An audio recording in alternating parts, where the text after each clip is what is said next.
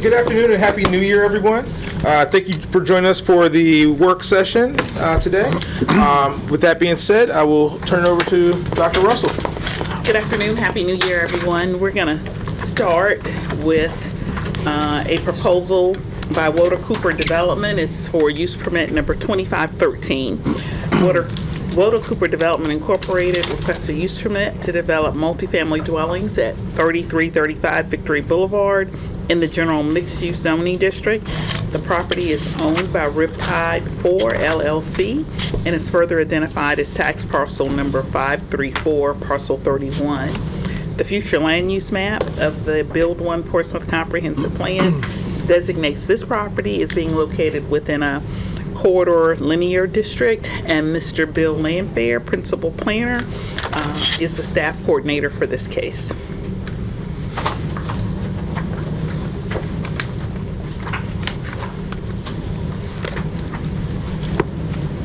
Good afternoon. Happy New Year. I'm Bill Landfair, principal planner with the planning department. And this application, as Dr. Russell referenced, is a request for a use permit to develop multifamily dwellings at 3335 Victory Boulevard.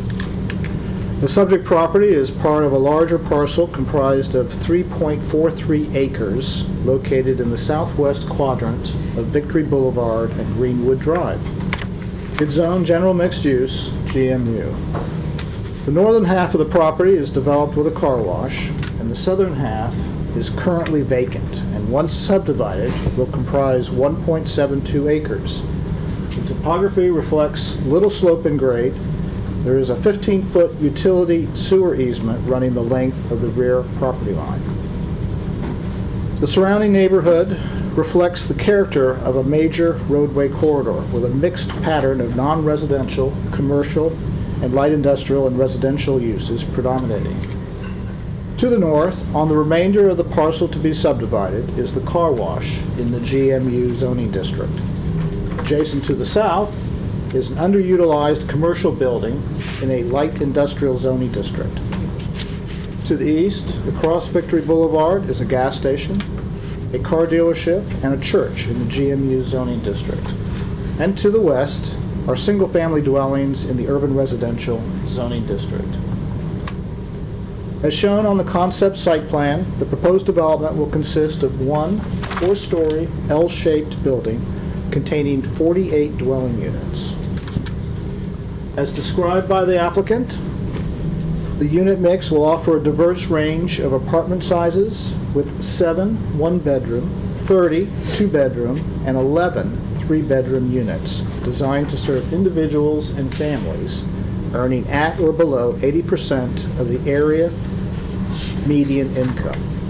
One vehicle access point is provided from Victory Boulevard, accessing 72 parking spaces located in a surface parking lot to the side and rear of the building. The proposed building design features a mix of at least 50% brick and fiber cement siding.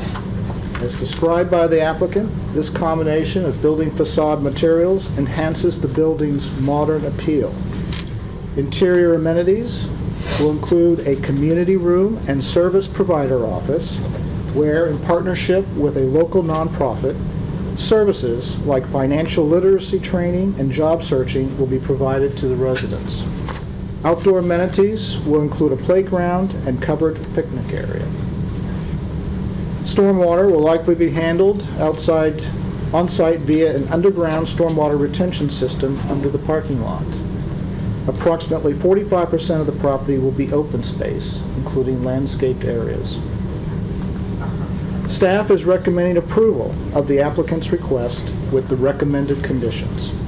The proposed residential use will be consistent with the overall intent and policies of the city's comprehensive plan and the citywide strategic housing plan, particularly those related to the provision of affordable housing and neighborhood redevelopment.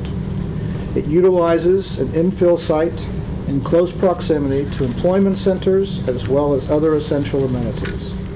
The unit mix will offer a diverse range of apartment sizes, accommodating a broad spectrum of household types, including individuals, couples, and families. To date, the Planning Department has not received any comments. This concludes my presentation, and I will now stand by for questions. Commissioners, any questions? What was the total number of units? 48. Okay. 48 units. Can you just go back a slide, please? Sure. I'm sorry, another slide to the color site plan. Okay, sorry, that was a lot of slides. Is this one right here, Greg? Yes. Okay. So if approved and built out, does the city plan to create like a walkable area for these residents here? I feel like there should be like a crosswalk that goes right across somehow to the other side so that members can go to the other businesses that are across the street. I just don't see how, we make them walk down, but I don't think there's a sidewalk that goes right across. I was just wondering, is that a possibility or whatnot? I think certainly it is, and that's something that would be reviewed further at time of site plan. Okay, is that up to us? That It's up to the city. So ultimately, it would be the engineering department, which coordinates the site plan review process for the city. And they would determine whether there would be a warrant or a need for a sidewalk, and not just a sidewalk, but a crosswalk, as you suggest.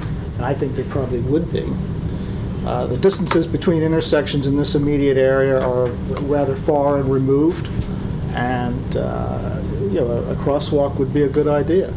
Also, along this particular stretch of Victory Boulevard, there are bus stops located in regular intervals, including one right in front of the subject property.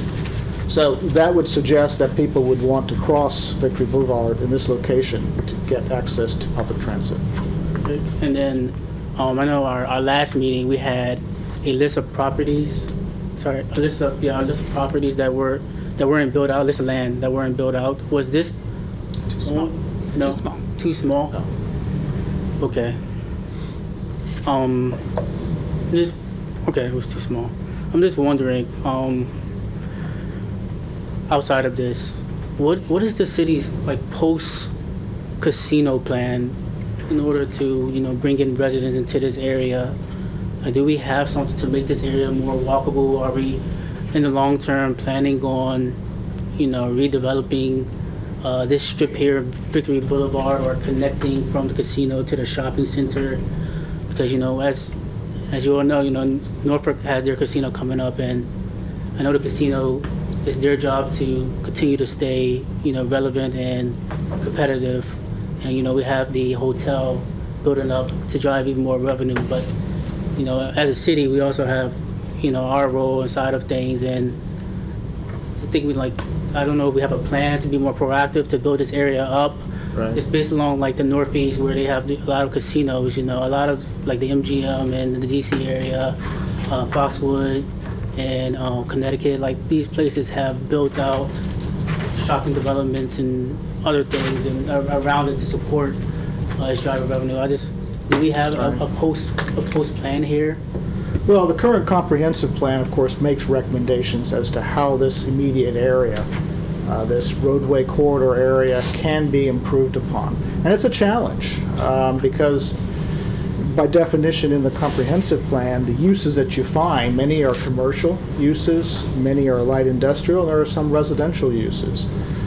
This particular project, though, is checking a lot of boxes under the current plan in terms of providing for affordable housing, providing for a building that is up closer to the roadway, help activate sidewalks and Victory Boulevard. It's putting parking behind the building. It's going to provide for landscaping. It's going to provide for stormwater management. None of these things are provided today. And these are all elements that we want to see, obviously, particularly along this stretch of Victory Boulevard, and are currently recommended in the comprehensive plan. And as we undertake a revision to the comprehensive plan, which is going to start in the near future, this is something, again, that we will look towards to see if we can't improve upon the existing recommendations we have. But to provide housing, particularly affordable housing in this immediate area, so close to the employment areas and to other amenities in the area it's a great thing. So we feel again that this particular project is checking a lot of boxes. I concur, it is a great We'd thing. love to see more of it. I concur, it is a great thing. You have these people that can, have jobs at the casino.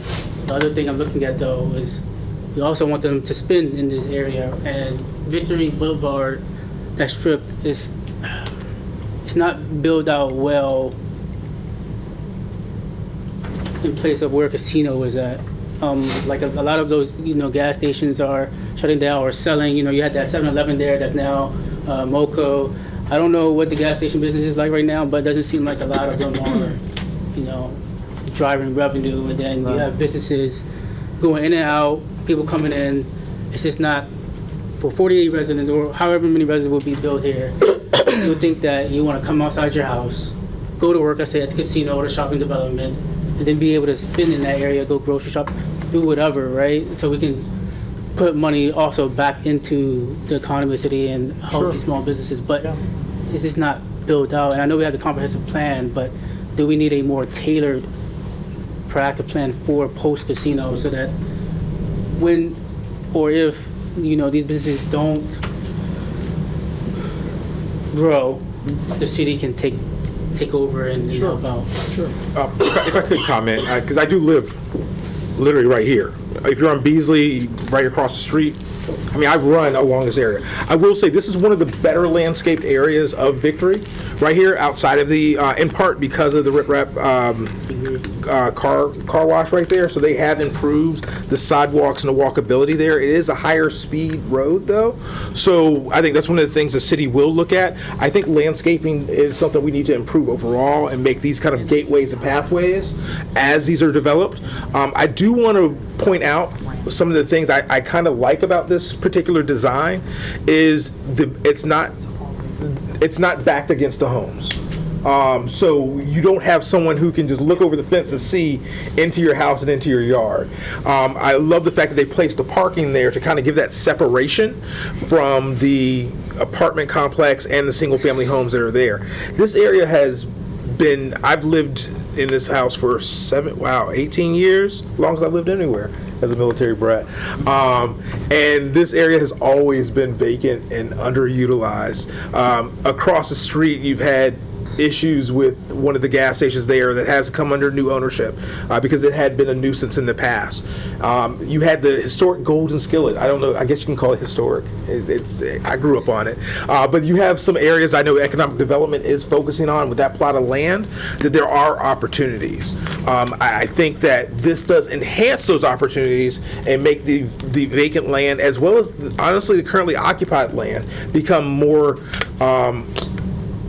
something that a business owner would be more apt to come into and put a business there. So I think this does chicken and egg with what you're asking. This does make it a little bit more enticing for a business owner to say, oh, I'll take that corner Greenwood and Victory spot and put a business there.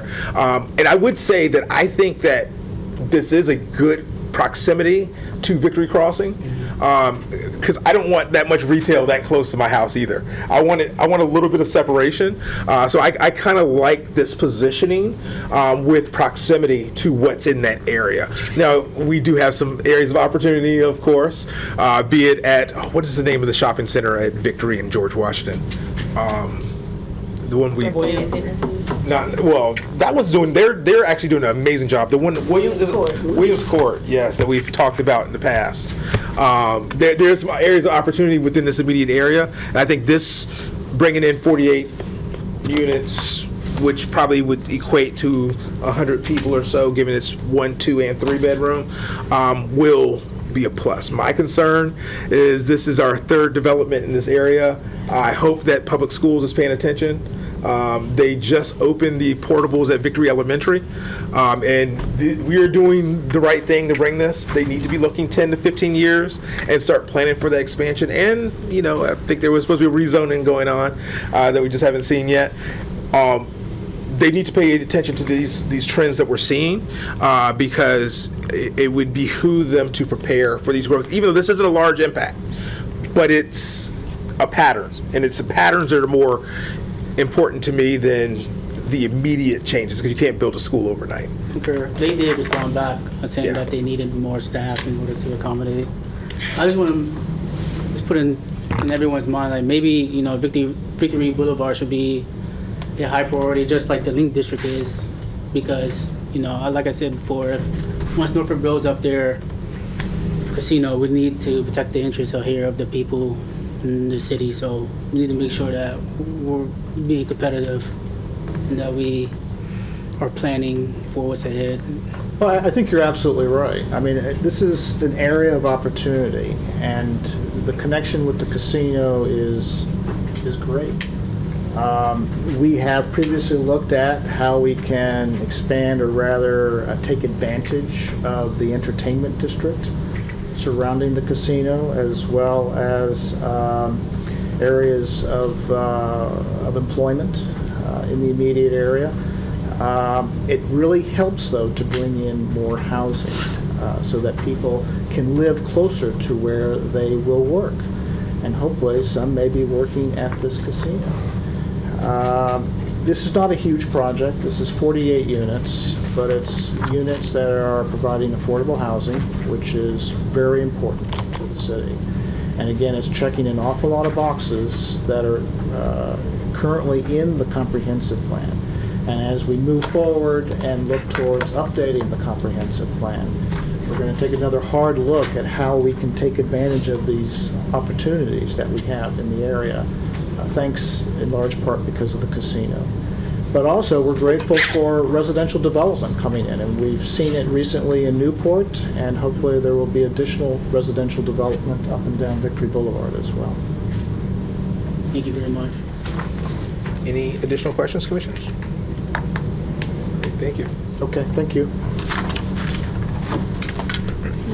Yes, ma'am. All right, our next case is use permit number 2514. It is an application by Safe Store Real Estate Company, LLC. It is a request to operate a self-service storage facility at 2830 Airline Boulevard in the general mixed-use GM zoning district. The property is owned by Victory West LLC and is further identified as tax map 576, parcel 2. The future land use map of the Build One Portsmouth Comprehensive Plan designates this property as a mixed-use corridor. All right, good afternoon, Planning Commissioners. My name is Patrice Branch, and I'm a planner with the City of Portsmouth. As previously mentioned, the next application here is for a use permit to operate a self-service storage facility at 2830 Airline Boulevard. So the subject property is located near the intersection of Chawan Drive and Airline Boulevard. And is approximately 2.27 acres and is zoned general mixed use, or GMU. The property is currently occupied by a one-story, 4,805 square foot multi-suite commercial building that was constructed in 1953. The structure has been used historically for commercial uses such as retail office spaces and auto sales and services. The remaining rear portion of the property has remained vacant, and it does include vegetation along the rear and eastern property line. The surrounding area consists of a mix of industrial, commercial, and residential uses. Multifamily apartments, zone multifamily urban residential, or URM, are located to the north of the site, while to the south across Airline Boulevard are commercial and industrial uses such as eating establishments, auto retail sales, an additional storage facility that are zoned light industrial, or IL. Commercial uses zone general mixed use, such as the Victory West Shopping Center and other eating establishments, are located to the east and west of the site. The proposed self-storage facility is will be approximately 105,000 square feet. It will be 3 stories and will include approximately 850 units that will be used mainly by neighboring small businesses for storage of equipment and records. The facility office is proposed to operate from 9:30 a.m. to 6 p.m. Monday through Friday, and 9:30 a.m. to 5 p.m. on Saturdays. Customers will have code access to the storage units between the hours of 6 a.m. to 10 p.m., 7 days a week. And the applicant, or the proposed facility is anticipated to employ 3 employees with a minimum of 1 employee per shift.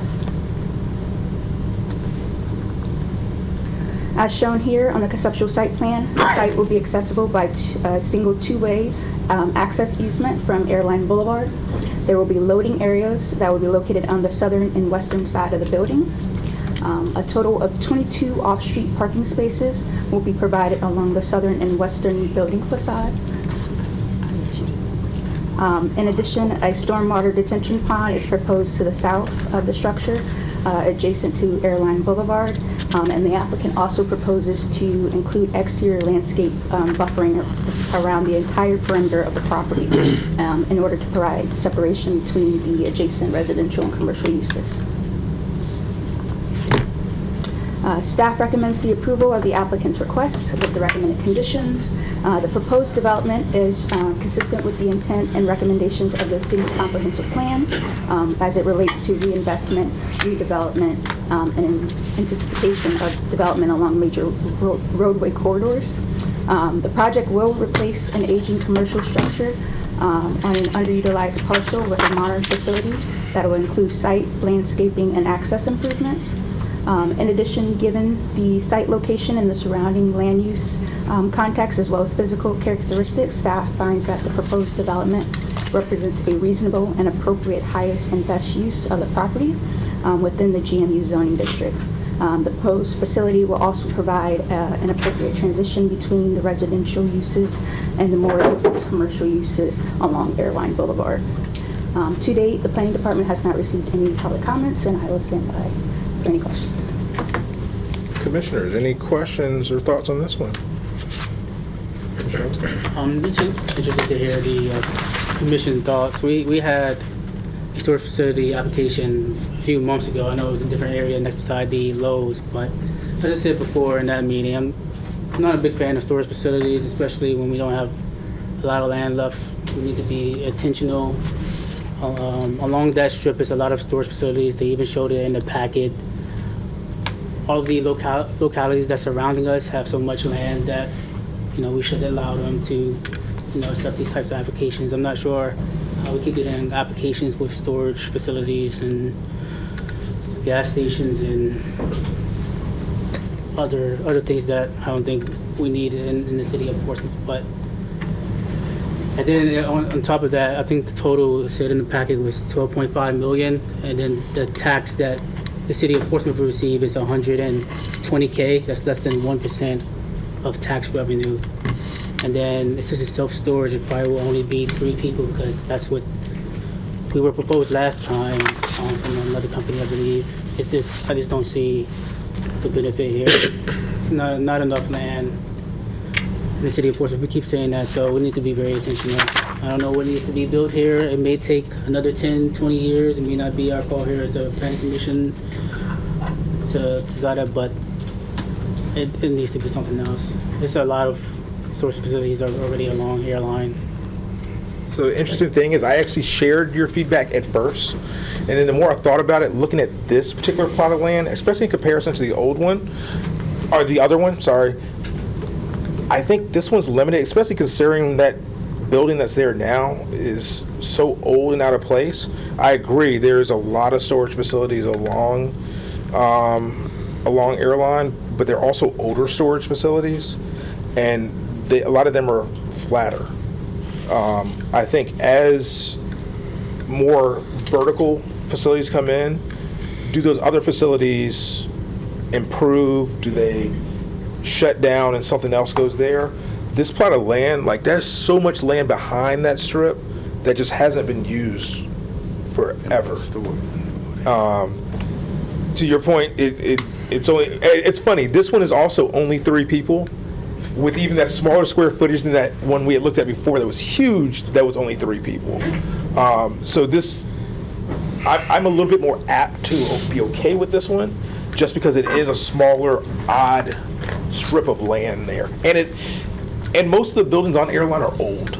I think that's one of the other things is that it'll modernize it a little bit, hopefully force someone else to, I would love to see some kind of like multi-unit work or multi-office facility come there or something, like something that would work along with this. But yeah, I shared a lot of your concerns, and I'm a little bit more favorable of this one just because of that land.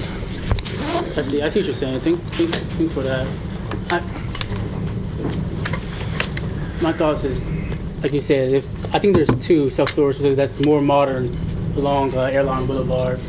But if these other storage facilities, if they see through their market, research that there's a need for additional storage, and they don't take advantage by modernizing their build, or I don't know what's going on there. I don't know if that's like, hey, what are you seeing? I keep seeing market research. Market research says that storage facility, but the market is not Portsmouth. It's like the whole Hampton Roads area or the state of Virginia, right? But so I think that's the difference in this one, though. This one isn't super convenient to the interstate either. This one's going to serve more local. I mean, the interstate's down the road. I don't see people driving down to this facility. So I think, like they said, they're targeting right there. I mean, it's capitalism at its finest. If it doesn't make dollars, it doesn't make sense. Yeah. Look at My point is we're in a housing crisis at this point in congestion. And we have storages going up everywhere. We approve so many storages going up. And are these people going to start living in the storages at this point? Because we have more storages than we have housing for people. So where the heck they going to put this stuff at? And I can tell you many of the storages we have now are halfway full. So adding another storage because the other people are going, hey, it just doesn't make sense to me. I think we can find better use for that land, but we don't need another storage in this place unless we try to traffic money from somebody else. They're trying to hide money. And that's what we do. But we got to be very meticulous about what we're doing with usage. Put some apartments, put something there, event center, but another storage, and we're in a housing crisis? Are we going to make these many apartments or something? There are 11 storage units in a 5-mile radius of this. It's ridiculous. Like, that's enough. Just storage facilities, gas storage stations, facilities, sorry. car washes. I feel like that's the top out if we want to get rid of a land. Yeah. And we don't Do something have else. we don't have that amount of land to give up. Like, let the other localities do that. They have so much land. Chesapeake, Suffolk, especially Suffolk, like. I will say the packet said they were Yeah, targeting that's businesses. just what I counted. For just That is for what I businesses. counted. Yeah, they weren't looking for residential storage. What's Commercial Yeah, storage. this just And is that's within a what I wish 5-mile I radius. I think wish we had more information about the businesses in this area to see what their needs are. But you said there was no comments about this in the packet, not from anyone. You mean from public? No, at all. Commissioner Taylor, I think you had something to say. Oh, I'm sorry. I just think it's, saturated with storage units. Yeah. And you can go call the storage unit and see the occupancy of the storage unit at this point, and added another storage, and now it's starting to make me a red flag of why are we adding so many storage units? For what? We don't have enough people with place for people to live at, but we got a storage unit. But they can put this stuff at, they don't have nothing, they homeless. They can't afford to have nowhere to live, they got somewhere to put a storage. Like, we gotta put an end to that now. Like, this is starting to get very suspicious at this point. Yeah, very suspicious. Is there any additional questions or thoughts? Can I ask a question on this? Yes, sir. Can you go back to the layout of the proposed back? Is there a reason, engineering-wise, that retention pond has to be on the front of the property and not on the rear of the property? You know what the retention ponds look like after they've been around for a while? And to have that on the very front of the property, I think if we go with this, it's going to turn into something that's not very appealing. Oh, see, now, Yeah, a few for me, times. I was thinking, oh, that's nice, because I'm thinking about the library. I'm like, they gonna put a fountain in there, some lily pads, that'd be nice. If that's what they're doing, maintain Just it. saying. If they keep it up. I'm just saying, that would be. Retention ponds have a Fresh air. the tendency to retain more than just water. Okay. I mean, you look at the one on Newport, on Greenwood, it looks horrible. Yeah. Sometimes the fountain may work and just go to one side. Yeah. I'm just, Yeah. if you're gonna do this, consider it. Yeah. Engineering hasn't looked at this 120K. for that purpose. Yeah. 12.5 million build. No, no, get rid of the existing structure. 120K. This is tearing down the existing structure, right? Correct. Yeah. Yeah, that's where that pond is. But it's only tearing down that little strip mall. Yeah, it's like a car lot, and then it's like didn't two have other to flag spaces it. that can't, That's they don't keep anybody. Yeah. Saturate or any of those. The printer there at one point. Yeah, printed company and something else. Right across the bricks. No additional questions or comments or thoughts? Okay. Thank you.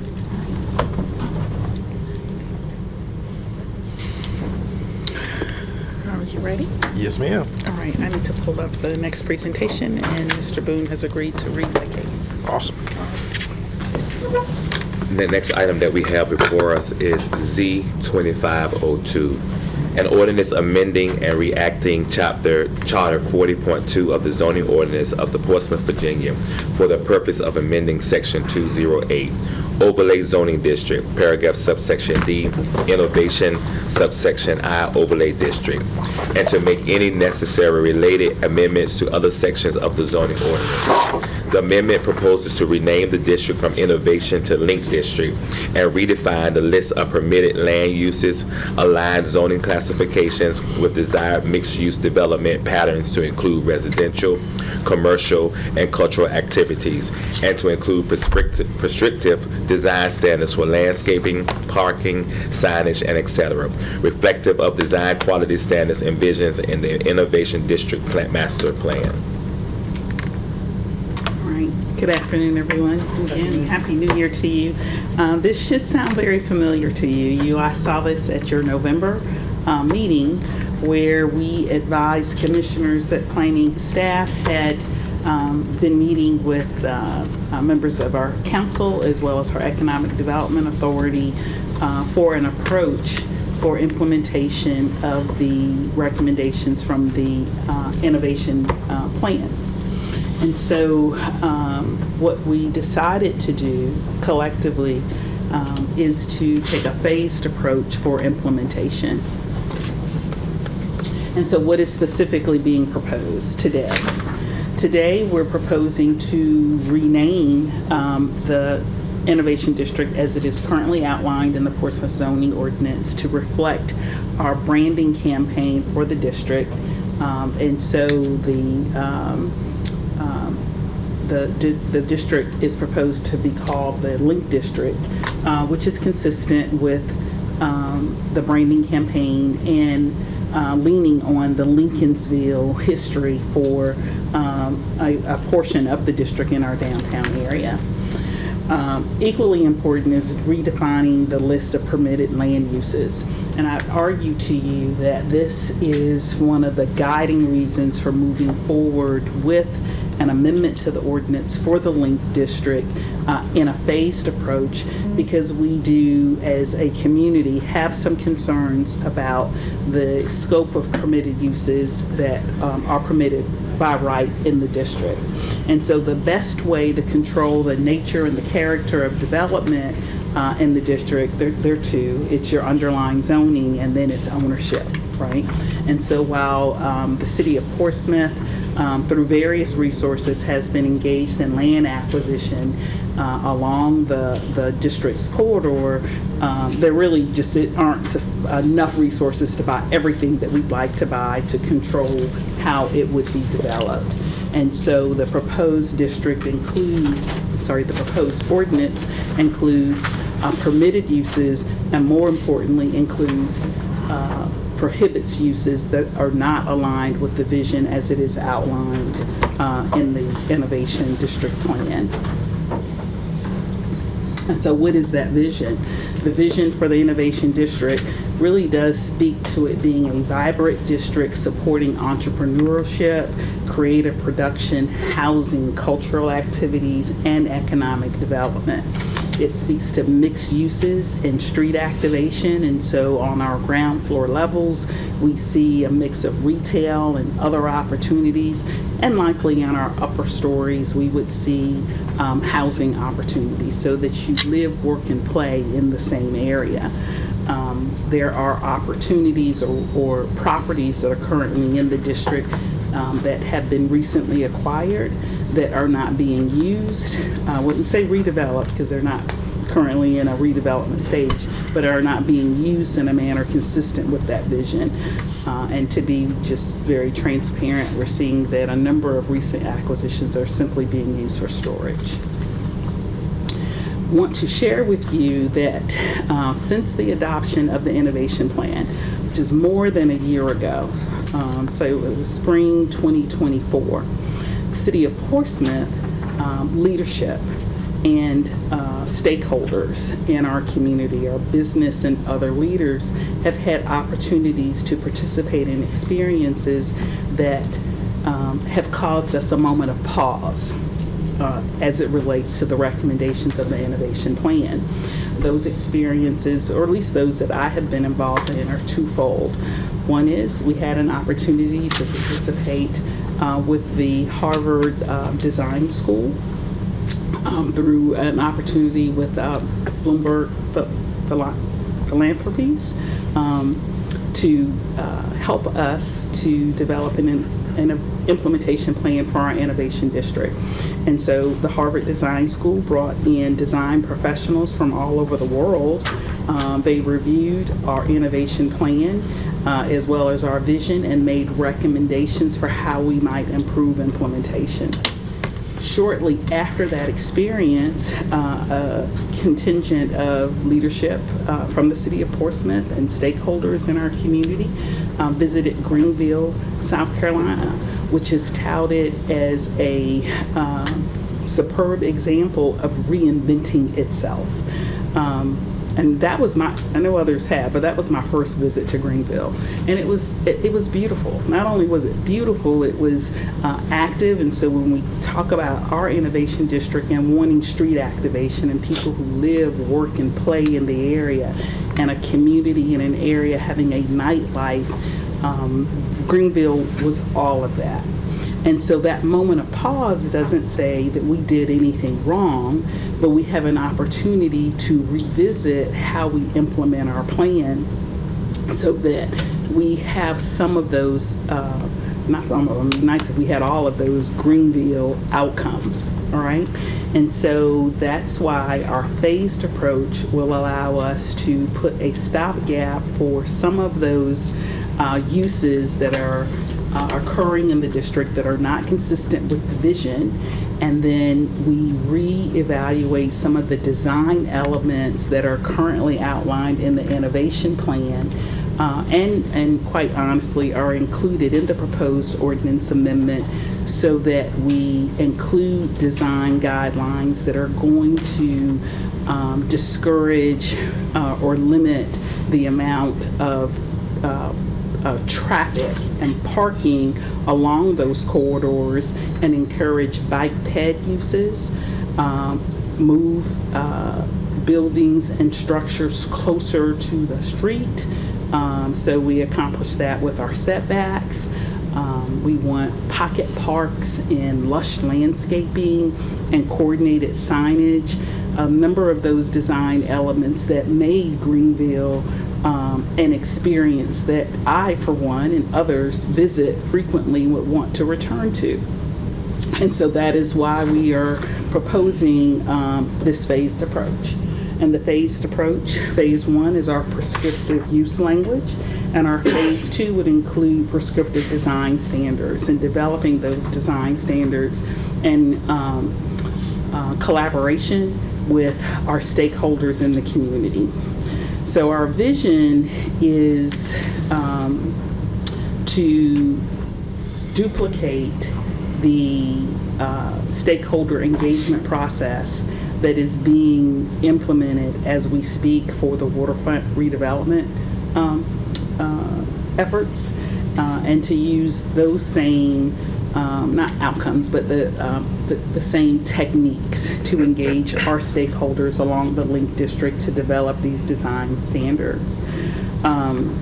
The ordinance language specifically excludes mixed uses but it doesn't prohibit them from being developed in the link district. So if the underlying zoning permits housing and retail as a combined use, then the ordinance language that's proposed today would continue to offer that. And so this slide really speaks to just the applicability. So the link district is an overlay district that would be on top of the development standards for the underlying zoning designations, which are varied in the district. And so if it is permitted in the underlying zoning, the link district is another layer of development review. I want to spend a whole lot of time talking about the design standards because as I've spoken to the fact that we want to revisit those design standards. We had a moment of pause because of our experiences in Greenville and Harvard, that we are quite certain, based on our work with our stakeholders, that these are going to change. But some of them specifically include setbacks and maximum building heights, as well as maximum densities. This is our list of prohibited uses that don't line up with our vision for the district. Drive-throughs, convenience stores, gasoline stations, single-family detached dwellings. We have 3 in the district that I'll be inspecting tomorrow, but they're already done. Park and ride lots, construction material sales, a crematory and funeral homes, vehicle sales and services, recycling centers, domestic animal breeding, and then we want to share with you that neon lighting is specifically discouraged. The ordinance also includes definitions to clarify that our commissary kitchens and makerspace opportunities, which are really turnkey opportunities for entrepreneurs to launch in the district and be supported until they are solvent enough to be on their own, so like incubator spaces. So we're defining those uses and outlining where they are permitted in the district. And so, in conclusion, we want to share with you, this has been a long time coming. It started in fall of 2024, and while it was completely by accident, because planning, and certainly me as the director of planning, was encouraged to really pursue adoption of the ordinance, the fact that we delayed it gave us the opportunity to have the Harvard and the Greenville experience and say, hey, maybe this isn't what we want to do in its current form. And so today, we have our Planning Commission public hearing, and we're asking that the commission consider favorably the proposed ordinance amendment. If you do, the proposed ordinance is tentatively scheduled for consideration by our City Council on February 10th. I'm more than happy to answer any questions from commissioners at this time. Commissioners, any questions? Yes. Dr. Russ, thank you for the presentation. Can you just walk us through, just for people in the crowd who don't understand what this is, like what specifically happens during each phase? Like, can you give us a more in-depth overview? I know you said like prescriptive language, prescriptive design. Yes, can you just walk through like what does that look like to you? What happens? What are the steps? What goes into it? Can you just walk through that, please? So in the ordinance amendments, in terms of presentations, they're not as jazzy as the like the self-storage or the apartments. You see the buildings and they get excited. Yeah, the buildings and you see the maps. But in your package, your advanced package to commissioners, you actually have the proposed ordinance language, right? And so that language, when one of the very first steps in the development review process, when a property owner or a prospective developer comes and interacts with the city of Portsmouth, is we evaluate what they're proposing for consistency with the ordinance uses, right? So is that use permitted in the underlying zoning designation? And then so the prescriptive ordinance language that we've shared in your package itemizes what those permitted uses are. and the applicability of those ordinance standards. And then, if it's permitted, oftentimes it's permitted with some additional conditions. It might require a special exception, it might require a use permit, it might stipulate if it's multifamily housing, a maximum on your density cap, which we have is 64 units an acre, or a maximum building height, which is 100 feet. And so we're evaluating proposals for consistency with those standards, right? So between now and when we bring this back before the Planning Commission and ultimately the City Council again, the prescriptive design standards that are outlined in the ordinance that was sent to you in your advance package that speaks to your setbacks, off-street parking requirements. I thought about this when Mr. Carter talked about stormwater facilities, because in this ordinance it specifically requires that stormwater management facilities or BMPs are in the rear yard. All of those would have to be met. And those are positive, right? So we don't see that these standards would become less stringent as a result of our subsequent Phase 2 scope of work, but we'll add to it. So one of and I'll tell you, is I call it an informed user, right? So our first day in Greenville, was the first day? I think we did a tour shortly after we got there, right, during the day. And we were on the sidewalk, and I'm like, wow, there's room on the sidewalk. You know, I could talk to this person, have this much space between us, right? And I was like, this is so nice. I'm a city planner, right? I hold the planning certification, and I didn't get that the sidewalks are so wide. That's why it just felt different, right? The lush landscaping, the parks, and all of those amenities, the signage, the continuity in terms of facade treatments, all of those things were super impactful.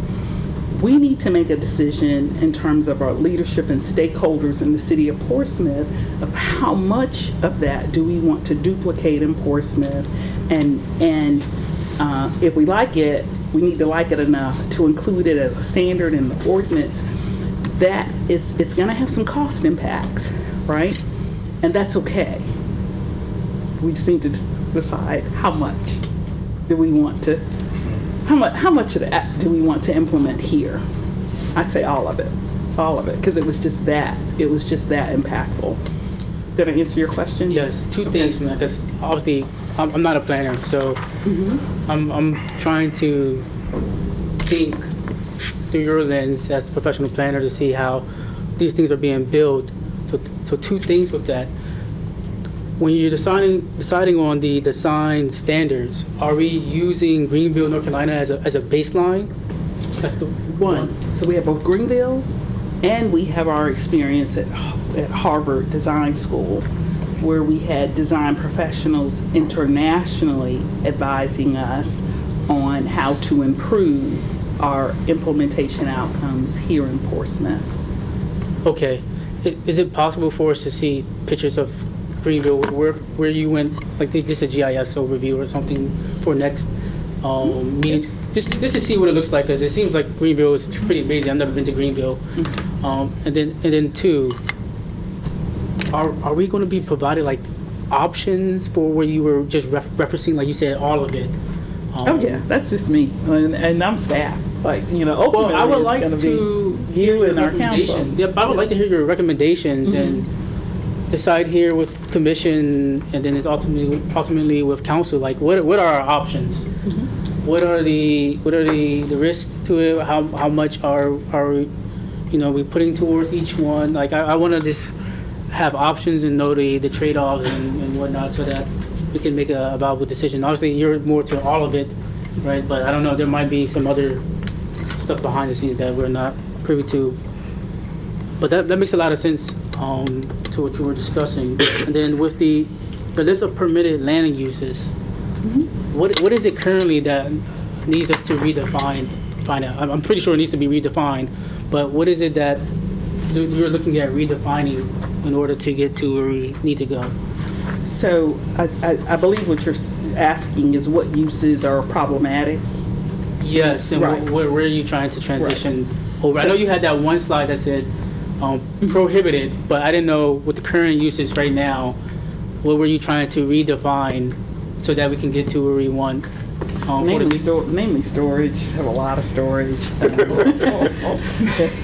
is permitted by right.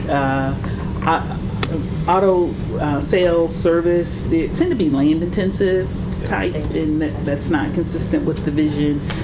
They're needed, and, in terms of service opportunities that our constituents have, not here.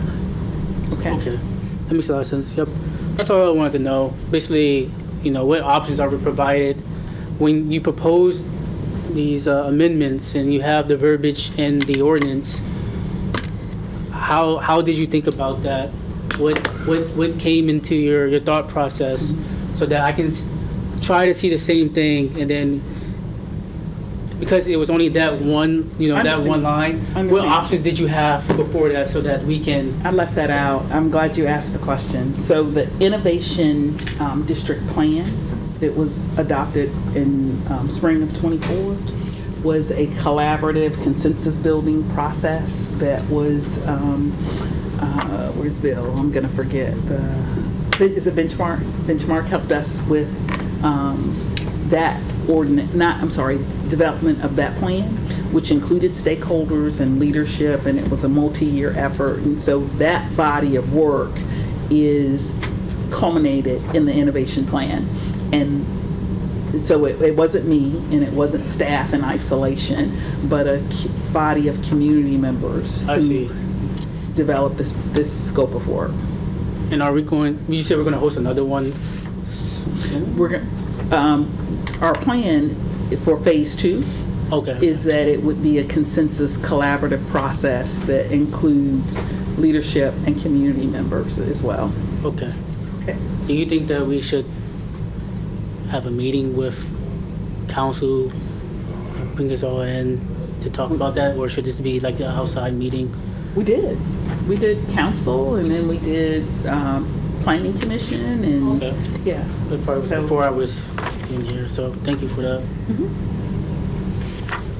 Question, put on my marketing hat, as we talk about the renaming to the link, which is, I think, important, especially since we're saying it so much already. At what phase will we start? Because this, unfortunately, we're kind of the bad guys when it comes to planning, because we tell them often what you can and can't do, but all they hear is what they can't do. At what phase would the marketing part come in that talks about the benefits and what makes this better? I mean, we make assumptions as to the standardization, the standards. I think standards is the key word on this, but is one of the upcoming phases, which I think is necessary, more of that polished, here's what's so great about this, selling this to the public and selling this to, more importantly, those potential developers. I think I need Pete, our marketing director, here to help answer that. But what I have learned over the years is that you don't wait until the end of a process 100%, right, so that you weave it all throughout the process. So we include the best practices and what we're trying to accomplish and why we're trying to accomplish it in the discussion as we collaborate to develop these standards. And so you get buy-in from those participants in the process, and then it's not team leads, staff leads that are selling it. It is those parties who participated in the process and will be impacted by the decisions that are made in the process as well. I would suggest they try to move into that portion at least sooner than later, because right now it's very dry. If you as an outsider are looking into what is the link, what is the innovation district, it's very prescriptive. It's very, here's the policies and procedures, but there's no pizzazz with it. I mean, there's some great pizzazz if you look at state of the cities and things like that, but when it comes to the development side and things like that, if I'm trying to learn more about it as a layman, I don't think it has that gloss yet. And I agree, and people are very visual. Yes. And it's like, you can stand up here with a PowerPoint all day long. It's like, show me what your vision is. Show me. And that vision is evolving, so that's fine. It's the overlay. Just show me, here's what this could potentially look like, or it could look like this, or we could add this, or if we did this, if we extend the sidewalks, Okay, where are people parking? You know, we don't do a park and ride, but we got to do a park and walk. So what does that look like? And I've got 100 feet buildings. What does that look like? So I think that would help. What's on the site? There's some other innovation districts on the site. I think so we're pointing to others. Other communities? Yeah, other communities, and I think we're kind of waiting for ours so we can kind of see what does Portsmouth look like tomorrow. We had it for the master plan. We have the Portsmouth 20 something. What was the site we had? We had a site, didn't we? Did we? One Portsmouth? Was it oneportsmouth.com or something like that? I've been here too long. It was like oneportsmouth.com or something like that. But something that just is attractive to everyone. Got it. Watch that. Any other questions or thoughts? I know we're getting close to that magic time. We have 4 minutes. Wow. All right, thank you so much. Thank you. Do we have time for Mr. Boone, or I don't think we do. Can you do it in 2 minutes? Yeah. Yeah, easy. Yeah.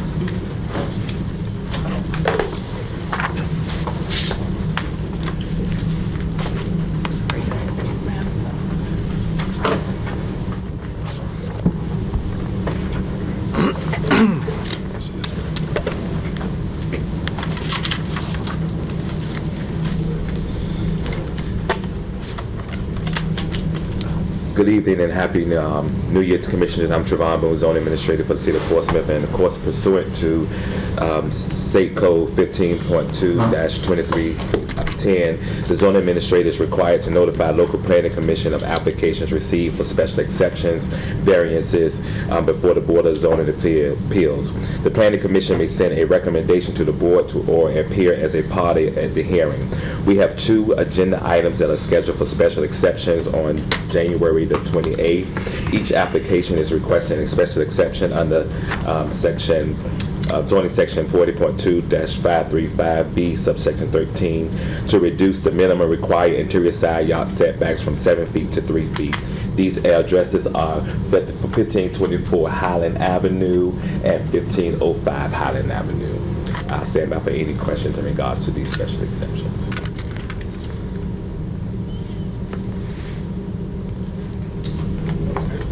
That worked. Did it within your 2 minutes, we think. Beautiful. All right, Commissioners, you all have enough time to powder your noses and meet back in the main I don't have to room. count my nose. Thank you all so much. Oh, and if you. Good afternoon, ladies and gentlemen, and Happy New Year. Thank you for bearing with us. We had a few technical difficulties we had to get straightened out first, but we're happy to see you all here today. I would like to welcome you all to this very important meeting today, Tuesday, January 6, 2026, in the City of Portsmouth's City Council chambers. Thank you, Mr. Chairman. Commissioners, we will now have roll call. Please indicate your presence electronically.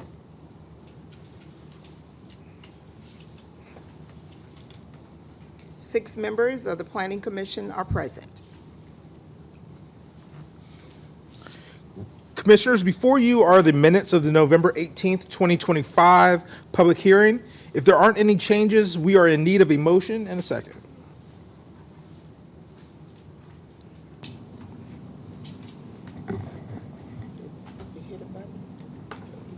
Motion to approve. Second. Madam Secretary, Motion and second. we have a motion and a second. And a second to approve the minutes from the November the 18th, 2025 public hearing, and you will be voting electronically.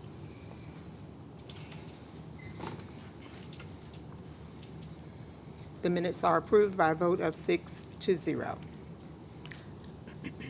Point of privilege, could you speak a little bit louder, if you don't mind?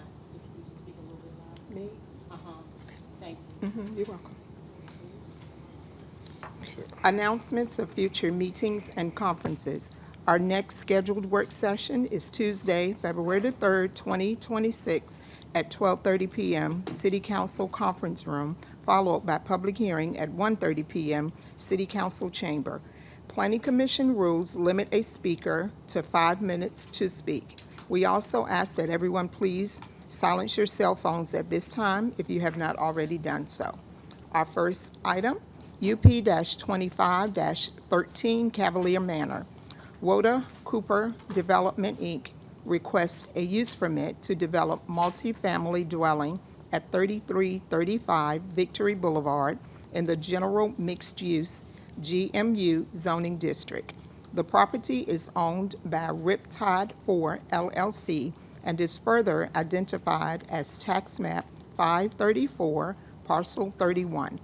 The future land use map of the Build One Portsmouth Comprehensive Plan designates this property as being located within a corridor linear district. The staff coordinator is Bill Landfair. Will the applicant or representative for this application please come forward and present your application at this time?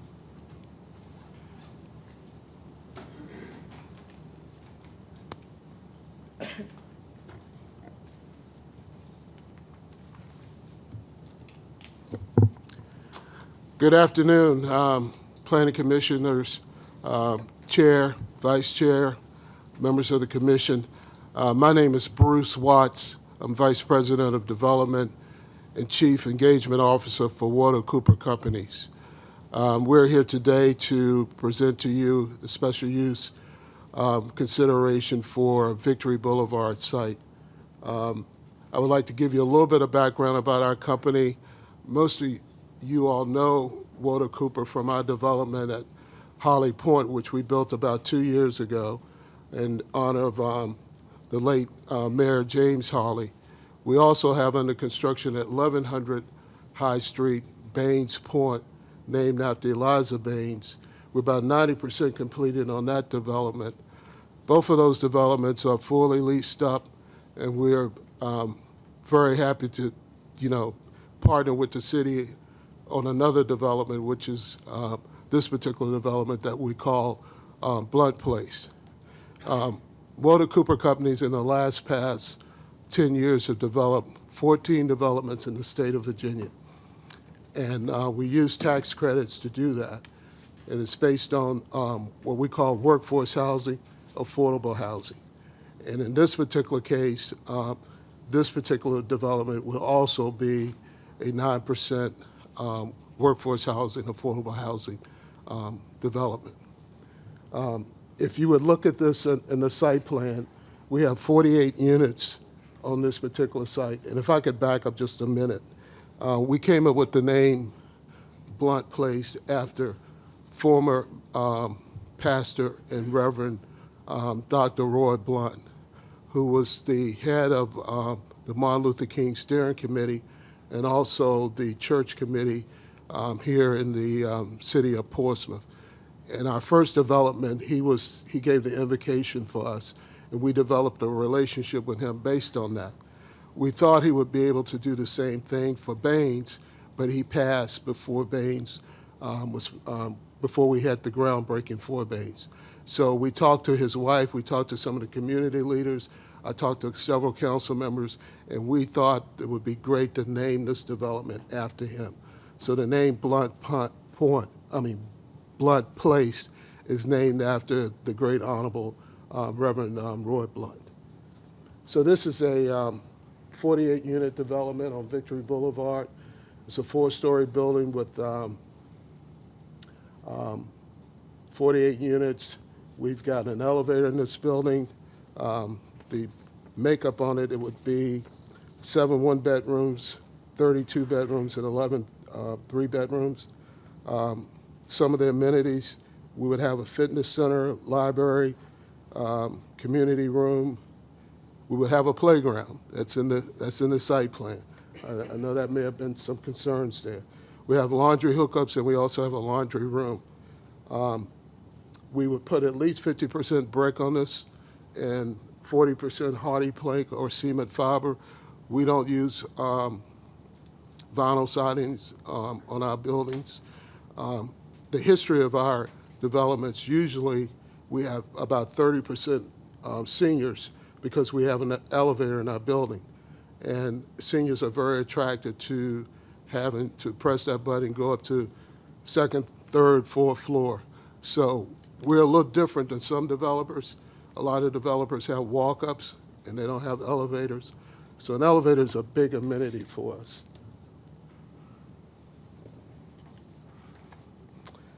I would like to say also that we work with the city on this design because it is a 1.7 acre site.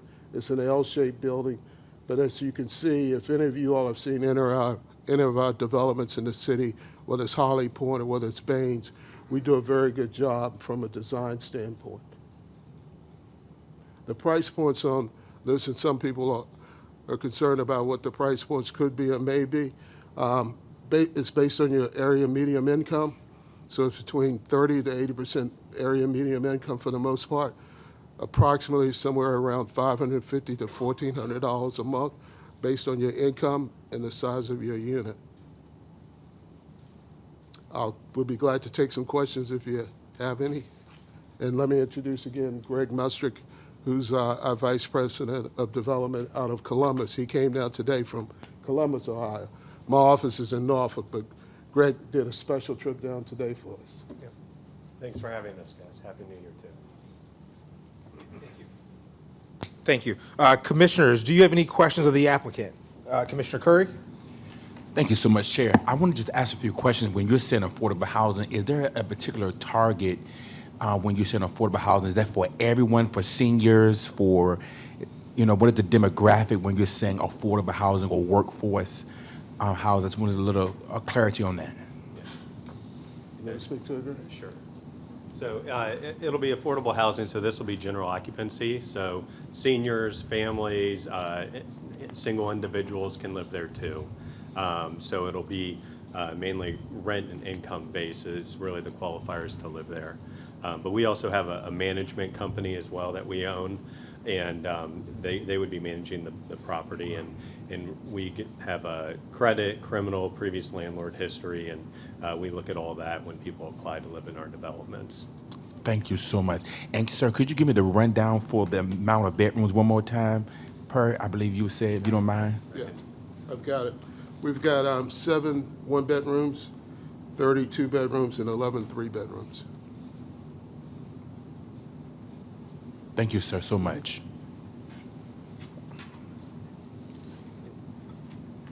Commissioners, are there any additional questions? You can just click your blue button, please. Commissioner Jiggets? Yes. For the projects that Woda Group has done in the city, those projects have been excellent. So I want to commend you for your commitment to the city of Portsmouth. He heard me. The only thing that I want to speak on after reading the application, I do think the projection for the children who will be part of that apartment complex, I think it will be more than 23, because that's basically maybe saying one child per 2-bedroom unit. So I just ask that you keep that in mind, because when the school board responded, they indicated that this project will require an additional full-time teacher, as well as, I think, it wasn't an aide, it was something else, but I logged in on the fact that they are saying it's going to require an additional full-time teacher. Now, I guess my question, did you all have opportunity to meet with the school board? Commissioner, no, we didn't. I think that was Okay, a that's comment okay. as part of the application. So today is really the first time, we were aware that the school board had made a comment. And so we'll be glad to meet with them. Of course, we're community partners, and clearly we want to be a part of the community, and Portsmouth Public Schools is a great part of that community. So we value children living in our developments because it starts with children. If children feel comfortable, if children feel safe, if children feel proud that they live in a development, that's where it all starts. So We'll be glad to partner with the public school on any initiative that they would want us to do. Yeah. I would just say it probably would be a good idea since, as you indicated, if they're projecting one teacher based on 23 children, it could be that they might need to adjust their projection, and it would be an additional 2 teachers. But certainly, meeting with the chairman or the superintendent can certainly clear that up. Other than that, I think it's a great opportunity. Thank you. Thank you. Commissioner Glover? Good afternoon. Good afternoon. During our work session, they mentioned something about within the building, there would be some type of service center that could potentially offer financial literacy training, job placement. Is that something that is in the plan? Is there a resource to provide that, or is there just a space available that if they wanted to do that, it would be there? That's designated space, and I'll let Greg comment on that a little bit more. But yes, we've done that, and we're doing it in Baines also. But I'll let Greg comment on that a little. Yeah, sure. So what we like to do when we go into new communities is partner with the local community services board to provide services to our residents. Some of them utilize them, some of them don't, but we feel that, hey, you know, it's there for them. Sometimes they'll come in, they'll meet with residents in the building, in the resident services room, or if, you know, we can't provide services on site, you know, they'll go elsewhere and provide referrals. So mainly just, you know, ensuring that everybody has someone to talk to, and we feel like it's a good relationship with the local services board too, and ensuring that our residents have access to whatever services they need. Thank you. Commissioner Melvin? Good afternoon. Good afternoon. Can you speak towards the management company? Is that management company going to be installed for the entirety of, you know, the building's lifetime, or will it be for a certain amount of months, years? Yes, you know, Water Cooper Companies, we're a turnkey operation. So we have a development team, we have a construction team, and we have a management team. That's all in-house. So we don't third-party our management out. Some developers do, but we don't, because we have a vested interest in what we build. In this particular case, this is at least a $13 million development that we're building. So we want to make sure that it's maintained properly, and the way you do that is your management team is in-house. So they're part of our team. They work for Water Cooper Companies. So we have a full-time property manager there. We'll have a full-time maintenance tech, service tech that will also be at the property, just like we do at Holly, just like we will do at Baines. And they're installed indefinitely? Oh, yes. I mean, we have 24-hour maintenance service also, but they're part of our company. Okay. They're part of Water Cooper Companies. What type of maintenance do they do? Excuse me? What would that maintenance look like? What would that management look like? What type of activities do they do? Well, the manager actually manages the building itself. Okay. Okay? And then the maintenance tech service any issues that we may have with the unit, a resident itself. So if an appliance breaks down or the HVAC system is not working properly or whatever, that maintenance tech would come in and service that. And we also have a groundskeeper that takes care of the grounds. That's amazing. So is that paid for by the residents that live there? Because you said that. No, that's by you all? us. That's all us. Yeah. Okay. Yeah, and I would just like to say too, you know, our company, we've been around since 1990. As Bruce mentioned, integrated company. So the management of the property will stay with us. We don't third party it. We like it in-house, so we can control really what's going on there and ensuring that our residents are getting, you know, the best care possible. And you know, as we're looking at the construction of the development too, we're building it to a higher standard. So our development's going to be Energy Star certified, plus like something like a LEED certification too. So that's going to help lower the utility costs of the residents living there, allow them to put money towards something else as well. And since we own all of our developments, one, we want to be partners with the community to make sure we're building something that you guys want, but two, it's going to last a really long time. And we utilize the tax credits to build our developments, and there's a 15-year compliance period. And at the end of that compliance period, we actually go back in and reapply for tax credits to go back and update our buildings. So it's just part of our commitment, to the community. We're long-term owners. We don't come in. We're not going to build it and flip it to somebody else. We're here, and we want to build something that looks really good. Thank you. I'm just trying to understand. So it's 500 to 1,400 for the rent. For the management portion, there's like no special HOA fee, or it's just all on you all. No HOA fee. I mean, the rent, like the way it's all sorted out, the tenants are not charged if they have service calls or anything like that. They'll talk to the manager, put in a request, and then our service tech will go up there and meet with them and get it resolved. This is what's happening at all the other developments. Yeah. I'm just trying to understand how is that like sustainable. That's pretty amazing that you all do that. So I'm just trying to figure out how that's sustainable, and the fact that there's no extra cost to the residents, No, not the it's- city or whatnot. Part of their rent and everything, it goes towards just, the general upkeep of the building too. I mean, that's, part of the operating budget that we have, but, we don't charge tenants for going in and fixing a dishwasher or anything like that. Thank you. Commissioner Jiggets? Yes, I do have an additional question. Will you all accept Section 8 vouchers? Yeah, so I think by law, anybody, if someone has a voucher, they have to look at them and accept Section 8 vouchers. But typically what we do, we thoroughly vet our tenants. So, we want to make sure that they're not going to come in and trash the place or be bad neighbors. But we want to also ensure that, we can provide housing for anyone. Like I mentioned before, we'll look at the credit, criminal, previous landlord history as we evaluate everyone. But by law, if someone has a Section 8 voucher, we can't discriminate against them because they have a Section 8 voucher.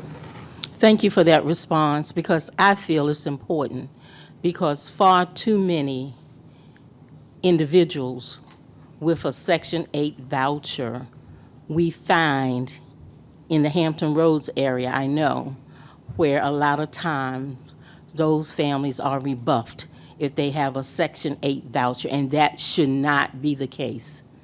Because as you pointed out, it is a violation of law, and everyone deserves to have quality housing, apartment accommodations, be it public housing. In fact, this week, there will be someone sworn in to the governor's cabinet who grew up right here in Portsmouth in public housing. So it's not where you are, it's where you're going. And thank you so much for being committed to quality housing in the city of Portsmouth. I thank you sincerely. We thank you. We thank you for your leadership. Commissioners, is there any additional questions? Okay, Madam Secretary? Thank you, Mr. Chairman. Oh, thank you. Thank you all. Thank you. Ladies and gentlemen, this is a public hearing on item UP-25-13. I do have several speakers. As I call your name, please come forward, and you will have up to 5 minutes to speak. The first speaker is Denise Peoples.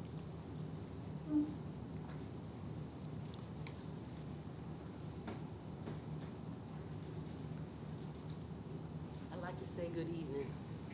Good evening. I am concerned person because I live at 109 Rapidan Street. And to me, my opinion, I've been there over 45 years.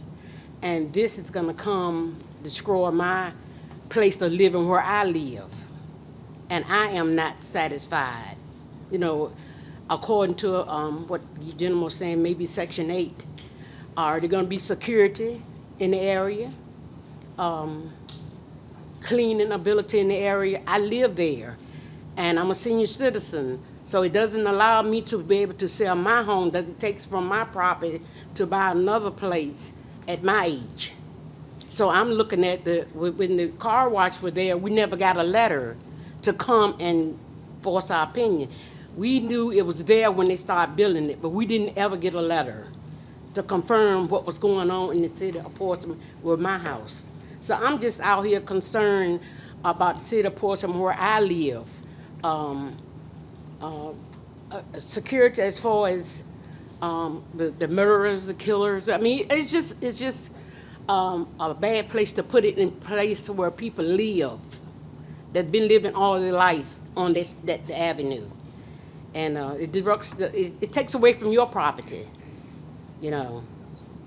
So I'm just speaking on my behalf of the city of Portsmouth. I'm not agreeing with it because of where it's going to be at, and who is going to be applying to come to live there, you know, for the city of Portsmouth. Thank you. Thank you. Our next speaker is Reverend Stephen O. Peoples, Sr. You will have up to 5 minutes to speak.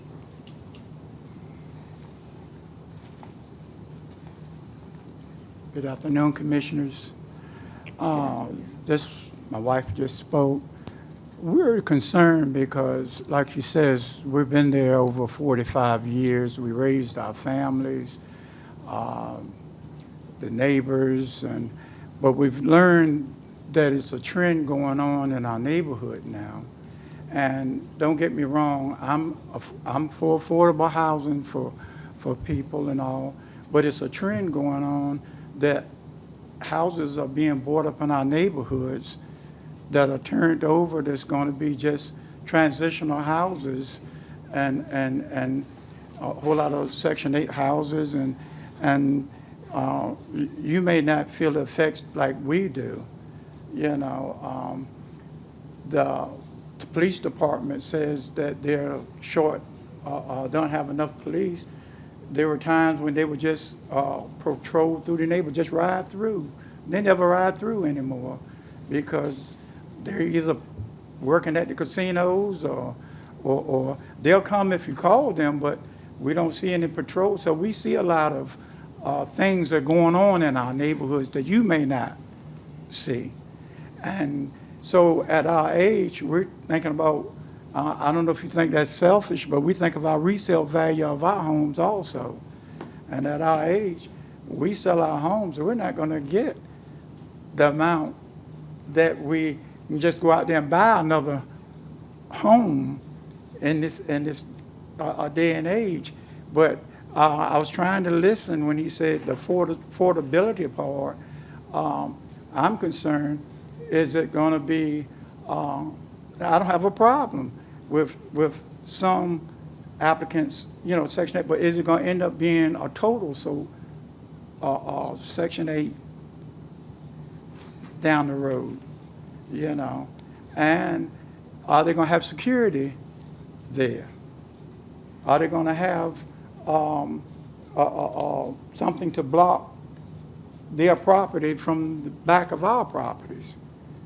So these are some of my concerns. At this point, a 4-story, I mean, this thing's going to be mighty high. And aesthetically, it seemed like it just don't fit in a housing neighborhood. I thought that was a business area. So I personally, I don't think it's a good fit. And I pray that you guys will look over it and think over it. And you know, and one last thing, how do I say this? It just seems, and I can't put my thumb on it, but it just seems like when you say affordable, it always comes to a predominantly black area, to an established that we're trying to, like I say, do our best also. So these are some of the things that I just have on my heart and my mind, and I pray that you consider it. Thank you for your comment. Commissioner Curry? Good day. I'm sorry, I do have to leave, but I want to make a statement on record before I leave, is that me being brought up in the projects in Lincoln Park Dale's home area here, I want to assure, and I'm not the developer, but just from my observation, I'm quite sure that they are not in the position of allowing their investment to be overran. And understanding affordable housing, it is for the African American because we are marginalized and disenfranchised. But the thing is, we are having a crisis in this city of housing. And actually, this development being brought up would bring your value of your house a little bit more than what it currently is now. And I hear what you're saying, and I sympathize with you. I hear you, and I clearly get. But I don't want us to get in the stereotypical area of affordable housing, bringing trash, party, violence, because that's not always the case. And I've seen many properties that they have built, and I have not seen that in not one neighborhood that they have touched and built in the city of Portsmouth. I just want to go on record just to make sure that our perspective of what we're saying affordable is not what we are putting under a microscope of what we normally see. We have to broaden our perspective and not just say when they say Section 8, or we're just people that just don't care and they're going to run it down. That's not necessarily the case. There are people who are struggling, who have great jobs, who need help.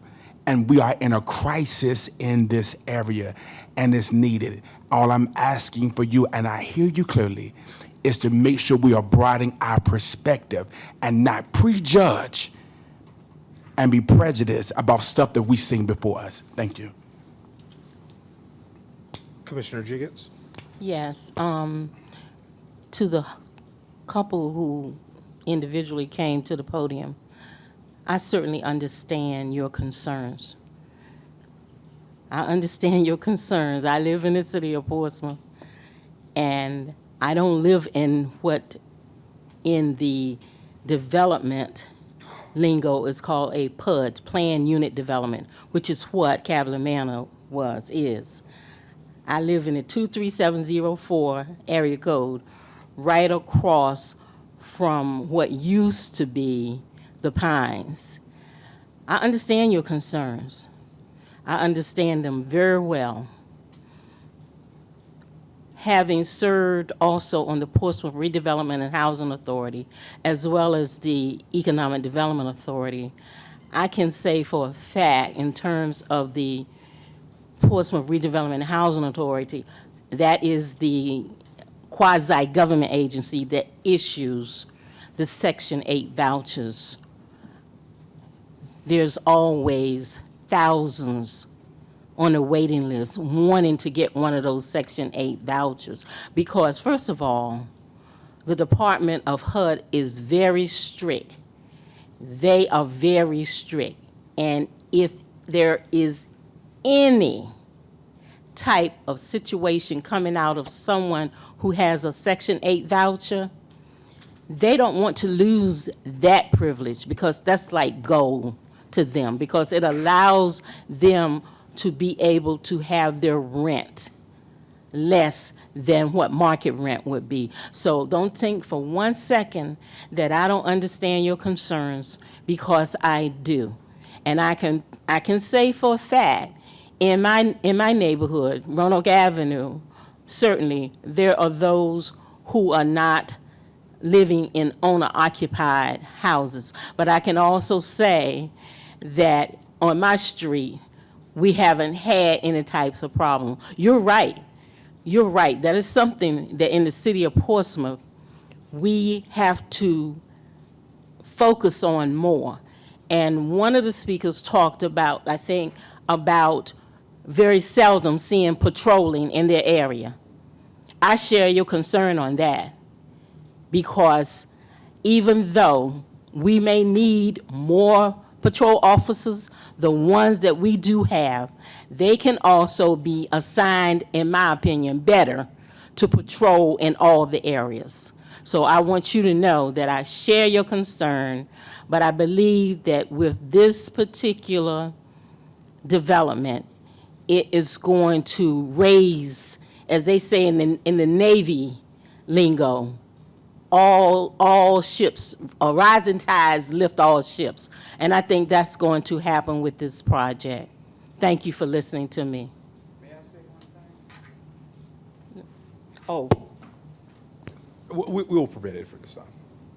Yes, I Reverend just King. want to make it clear. okay. No, I'm not against all Section 8. But I'm telling you, I'm saying what I said because of a little bit of I history. understand. I understand. I had a neighbor that was Section 8, and I was out there putting grass seeds down. She told me, I don't know what you're doing that for. I'm on Section 8. I'm not doing anything around here. And she lit her property, and we had to deal with a whole lot of things. And so what I was saying is, I believe in affordable home, but You want to maintain. you want things maintained. You Yeah. want what you work your life to do to be of value. And whenever you pass on or sell it, you like to have something for your investment.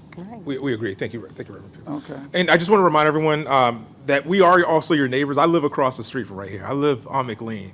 So I'll see this every single day. I run past the car wash in this area. So I live right off of Beasley. This is my neighborhood. I do see it every single day. And we're throwing the term Section 8. I want to make sure we understand that that's a legal item that they have no choice but to honor if it's presented to them. Just as any rental property, be it single family home or apartment, this isn't designed to be only Section 8 or anything like that. So I just want to make sure we're clear on that they can't say, no, you can't come here because you have Section 8.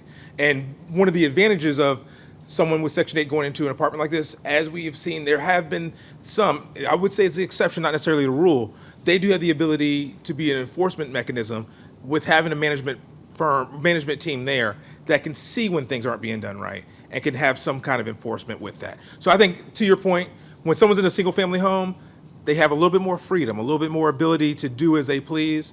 I think this is one of the advantages of it being a managed complex like that. Commissioner Jiggins, suggest really quick? Yes, I just wanted to say one more thing. If for any reason, because I think some type of way you knew that neighbor had a Section 8 voucher, if I'm not the only thing I want to say is, at all times, the Portsmouth Redevelopment and Housing Authority rides serious hurdle if it's any type of concern brought to their attention. They handle it immediately, and I can speak on that because I served on that board. And that agency does not play. They don't play, and they have the authority to snatch anyone's who has a Section 8 voucher. That is not anything to be ashamed of, to have one of those vouchers. But I'm going to tell you, and I'm going to be honest, some of the best in this city grew up in public housing. I'm talking about valedictorians, salutatorian, judges, state senators, preachers, teachers, you name it. Now, I'm from 3 generations of teachers, but I was not the valedictorian when we graduated from high school. I'm going to keep it real. The valedictorian grew right up in Outer Barbara.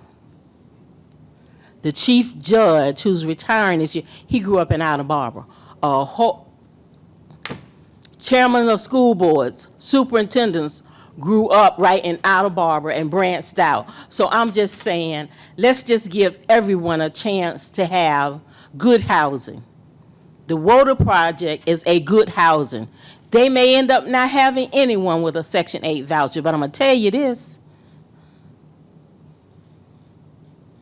Anybody that has a Section 8 voucher, they're holding a piece of gold, because it will allow their market rate rent to be priced down. And the only thing, in fact, I know without a doubt, all of you here, you want a future for our children. And it begins with love, and it also begins with having decent housing. And you don't have to be in a neighborhood with multi-million-dollar income. You just want to have decent housing. Thank you for your comments. I appreciate it. I understand it. Madam Secretary. Thank you, Mr. Chairman. Our next speaker, Mrs. Mary Stanton. You will have up to 5 minutes to speak.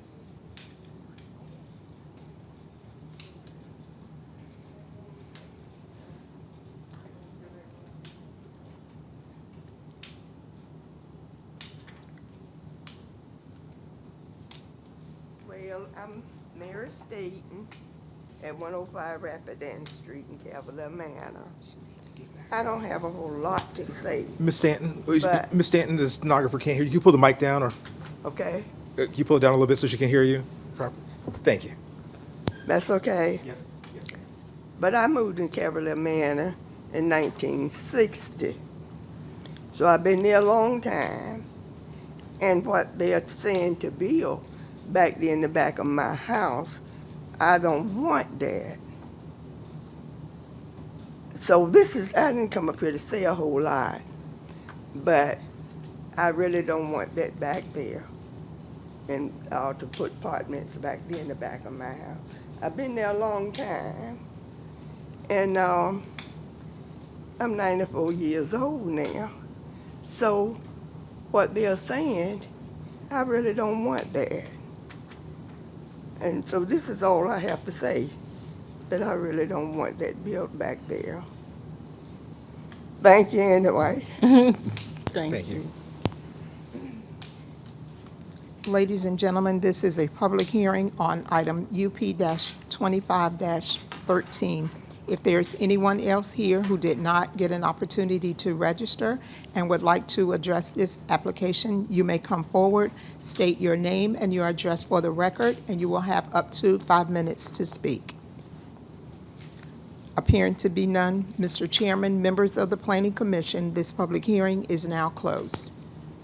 Commissioners, is there any additional discussion? And if not, we're in need of a motion and a second.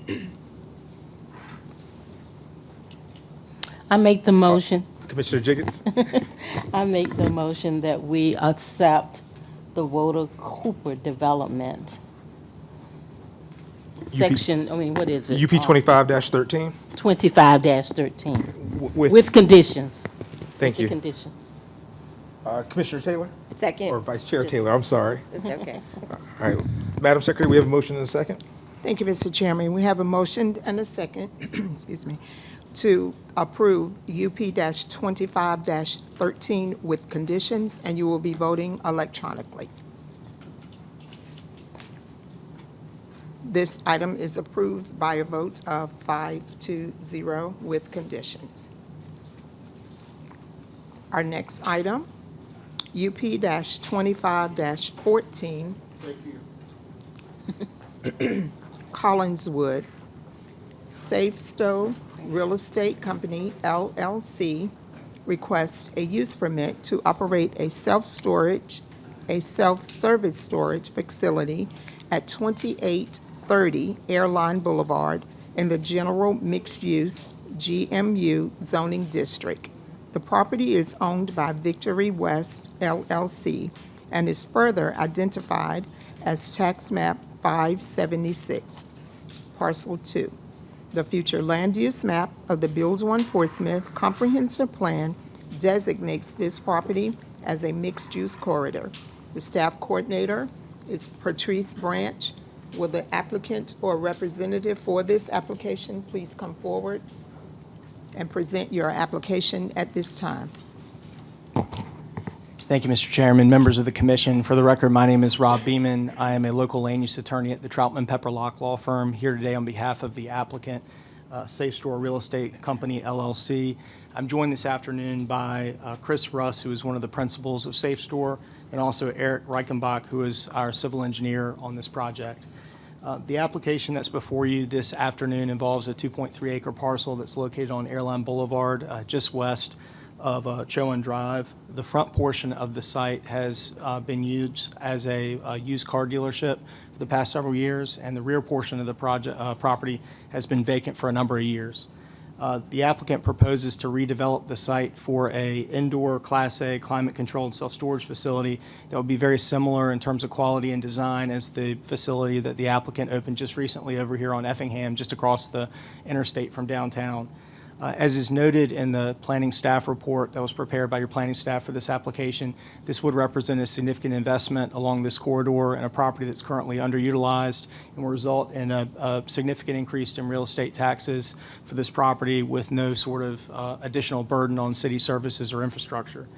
The staff report also notes that this proposed use is compatible with other land uses in the immediate vicinity, including the multifamily residential to the rear, because it's a commercial use that doesn't generate the types of intense impacts that other types of commercial and light industrial uses can generate. I also did want to mention that this facility would provide an important service not only to the residents in the immediate area, but also for small businesses. We anticipate that approximately 30% of the units in the facility would be rented by local businesses for the storage of inventory and equipment. Also wanted to mention that the applicant places a heavy emphasis on community involvement. They reserve and donate 1 unit per floor to a local charitable organization for use, and also reserve area in the ground floor for use as a police substation if the city would like to do that. So they really do give back to the community. I did hear during the informal session there was a concern or two mentioned regarding the kind of the concentration of self-storage uses on Airline Boulevard, and I think there are a couple things that are important to consider on that point. The first is that there are only kind of a couple corridors in the city that are really appropriate for this type of use. It has commercial aspects, it has light industrial aspects. So I think that's why you see them on Airline, and also Airline's proximity to Bowers Hill and the transportation network. Additionally, this is a very different type of use than some of the self-storage facilities that are currently along that corridor. You have a number of facilities that are older, that are at grade, take up a lot of land, aren't climate controlled, and those really serve different uses and really, some of the uses that particularly the businesses use require climate control. And so the development that we're proposing really raises the bar in terms of the self-storage, the provision of self-storage units in this area. I also did want to mention my client did conduct a market study. They engaged a third-party expert to conduct a market study, because certainly they don't want to locate a self-storage facility in a place where there's not demand. And that study did find that for all self-storage units, this area is still underserved, believe it or not, much less for climate-controlled storage units, but for storage units in general. And that's compared to the national average of square feet per capita. So for all those reasons, we do believe there's still significant demand, and this is a site that's appropriate. This is compatible with surrounding land uses, and as I said, it gives some investment in a fresh building, fresh investment, and additional real estate taxes along this airline corridor. But with that, our team will stand by for your questions, and we appreciate your consideration of the application.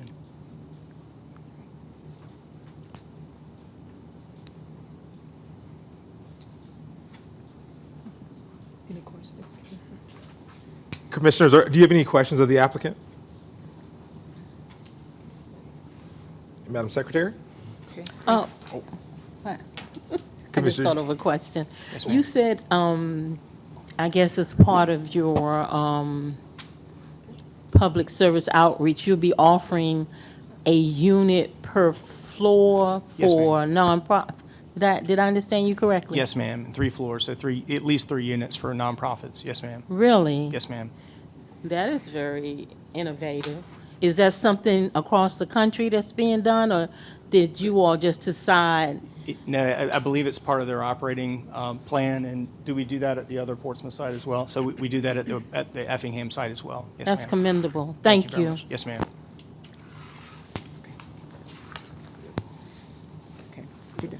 Madam Secretary? Thank you, Mr. Chairman. Ladies and gentlemen, this is a public hearing on item UP-25-14. I have no registered speakers. If there is anyone here who did not get an opportunity to register and would like to address this application, you may come forward, state your name and your address for the record, and you will have up to 5 minutes to speak. Appearing to be none, Mr. Chairman, members of the Planning Commission, this public hearing is now closed. Commissioners, Commissioners, are there any additional questions or thoughts? If not, we are in need of a motion in a second. Commissioner Melvin? I recommend to deny application UP TAC 25 TAC 14. What did you say? Deny, he made a motion to deny. You made a motion to deny. You said a motion to what? To deny. To deny? Oh. Okay, that motion dies for lack of a second. We're still in need of a motion and a second to go through. Commissioner Glover? I'm sorry, I will second that. Oh, okay. Okay. She's second, you're seconding? She's seconding. Okay. All right, we have a motion and a second, Madam Secretary. Motion then second to deny UP-25-14, and you will be voting electronically. Point of privilege. Because we're supposed to have discussion before we take it to that point. I would like to know what is the reason for the motion to deny? Speaking to the person who made the motion. What is the reason? We had a discussion during our. I can't hear you. We had a discussion during our work session. But we're now in, so can I please hear the motion, the Yes. reason? The please? reason is because there's too many storage facilities around this area, and that we need to be intentional of what development we have throughout the city of Portsmouth. There's many outside of that picture that you saw. There's many other storage facilities. Other localities have the space to do it. Portsmouth does not. We are in need of other things. We always get a lot of applications with car washes, storage facilities, and gas stations. We need to be more intentional and approve things that are going to benefit the city of Portsmouth. In the package, it said that the total cost of this will be $12.5 million, with only tax generated revenue for that construction as being $120K, which is less than 1% of the total value of construction. So it's not bringing much here. And then there's going to only be 3 people working there at that space. We did this before when we talked about the storage facility that was going to be right there next beside the Lowe's, and that's where I have it at.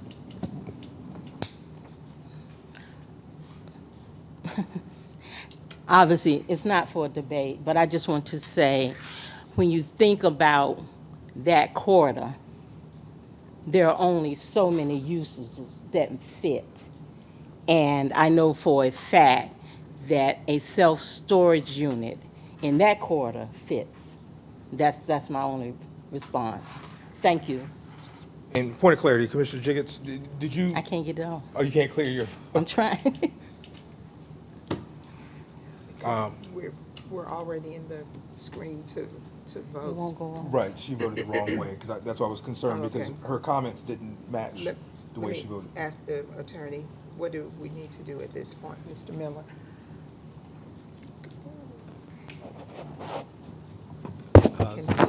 So nothing's appearing right now on the. Because once they vote, then I can't get it off. it'll come up on the screen.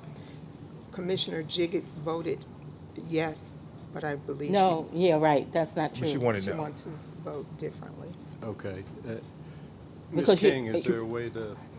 Can we Yeah. close You it, can clear close it, and then the they can revote? just start all over? Okay. It's showing in that, okay.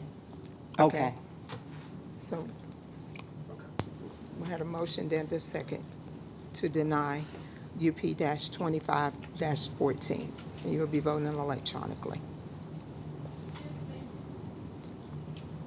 Yes, I'm sorry. I have no intention of speaking, but Unfortunately, we've already hear you. closed the public We session need on you to this come to one, the so it's not open for comments at this time, unfortunately. Can she come to the podium? We already closed it and we're through the. Oh, you closed it already? Because we opened it earlier asking for it, and unfortunately. Yeah, understood. Oh, understood. I mean, I have the property next door. right. And I'm looking forward to somewhat. I mean, I do understand. Unfortunately, and that's why we have a split vote. So, no, I do appreciate your feedback, though. Thank you. So, All right, Madam Okay. Secretary? Thank you, Mr. Chairman. This item is approved to deny by a vote of 3-2.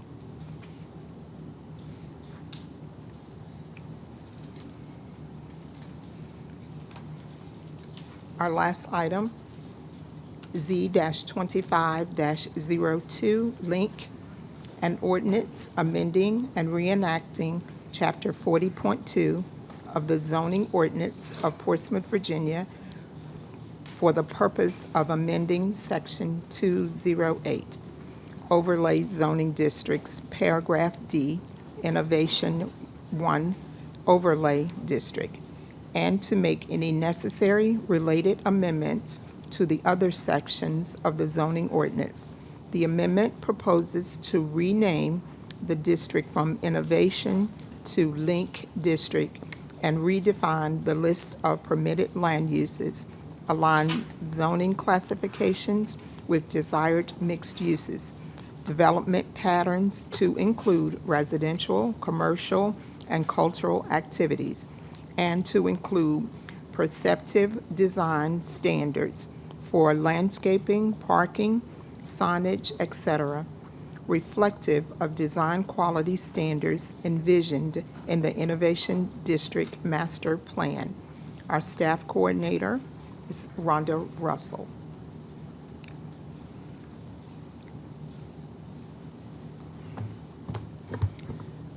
Good afternoon, everyone. Again, I apologize. I did not load the presentation from our work session onto this computer, so I do not have that presentation for you, but I will summarize the proposed amendments. The City of Portsmouth is the applicant for a proposal to amend Chapter 40.2 of the Portsmouth zoning ordinance, specifically what is now termed the Innovation District. And the purpose of the proposed amendment is to implement recommendations of the Innovation District Plan that was adopted in spring 2024. And since that time, the City of Portsmouth has rebranded the term Innovation District, and it is now referred to as the Link District in recognition and honor of Lincolnsville, which is a historic community in the City of Portsmouth along the Link District corridor. In addition to renaming the district, the proposed ordinance amendment defines permitted as well as prohibited uses and adds some design standards that were adopted in the collaborative effort to develop the Innovation District Plan. Now, I'll share with you that the Innovation District Master Plan vision for the area was to create a hub or a corridor for cultural vitality, entrepreneurship, mixed uses, and residences. It is to be a place where residents live, work, and play. And the proposed ordinance amendment is consistent with that vision and objective. Portsmouth City leadership is proposing amending the ordinance in two phases. This constitutes phase one, which focuses primarily on outlining what are permitted and prohibited uses in the district. And so what we are finding is that while we have a vision and a plan for the district, that there are uses that are permitted by right that are inconsistent with that vision, primarily storage, for example, that can move forward in advance of our efforts to encourage and incentivize redevelopment of the area. And so would like to share with you additionally that while the innovation plan was adopted in spring 2024, Portsmouth leadership and stakeholders that are also leaders in the community have been positively influenced by other innovation districts nationwide and would like to imitate or emulate some of those design standards in our ordinance. And we'd like to develop those standards in a collaborative consensus building process. And so that will be phase two of this effort. And so we anticipate that if the Planning Commission does endorse and approve a recommendation to adopt the ordinance, that this would move forward to council for their consideration in February 10th specifically, and immediately thereafter, we would begin working on Phase 2 of the Link District ordinance in concert with members of our community to develop design standards that would follow.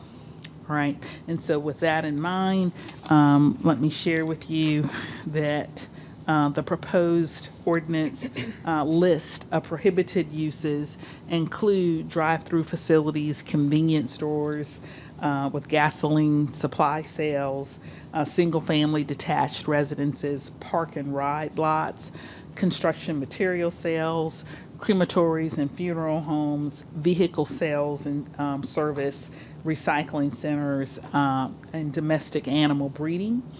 And neon lighting is prescriptively discouraged.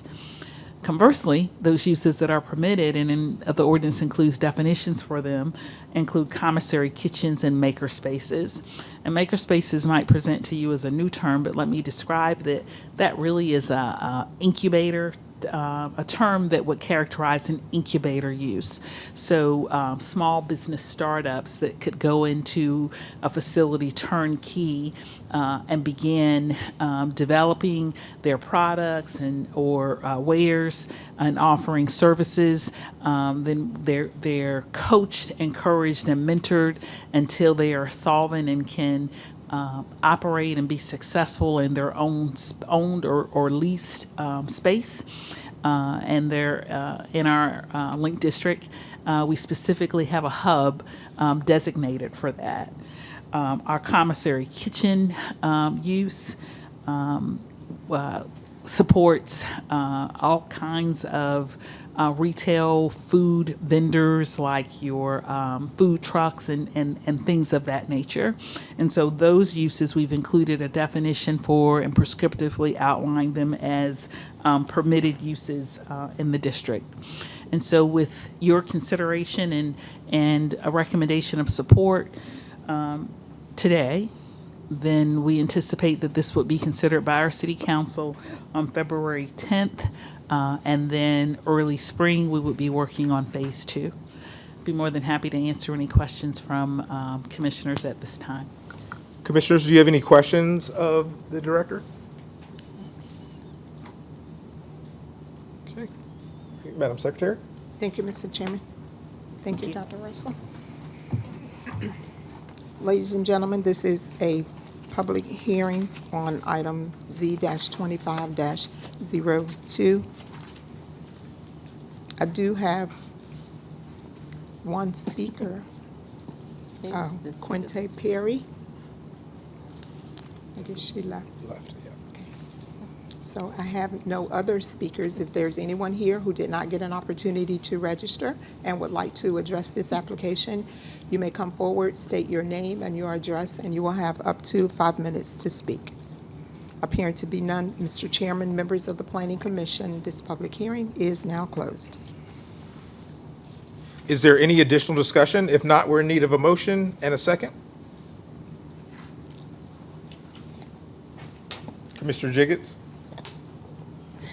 I make the motion and ordinance amending and reenacting chapter 40.2 of the zoning ordinance of Portsmouth, section 208, be necessarily amended. Did I say that right? Sure, yes. Does that pass the muster? Approval of Z-2502? Yes. And so we're still in need of a second? Commissioner Taylor? Or Vice Chair Taylor? Second. We have a motion and a second, Madam Secretary. Thank you, Mr. Chairman. Motion and second to approve Z-25-02, and you will be voting electronically. It came on that time. This item is approved by a vote of 5-0.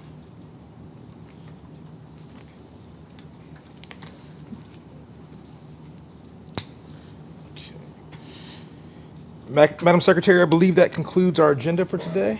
That is correct. Commissioners, is there any further business? No? Dr. Russell, any additional items from your side? All right, well, I want to thank everyone again for coming today. Hearing there is no additional business, this meeting is now adjourned.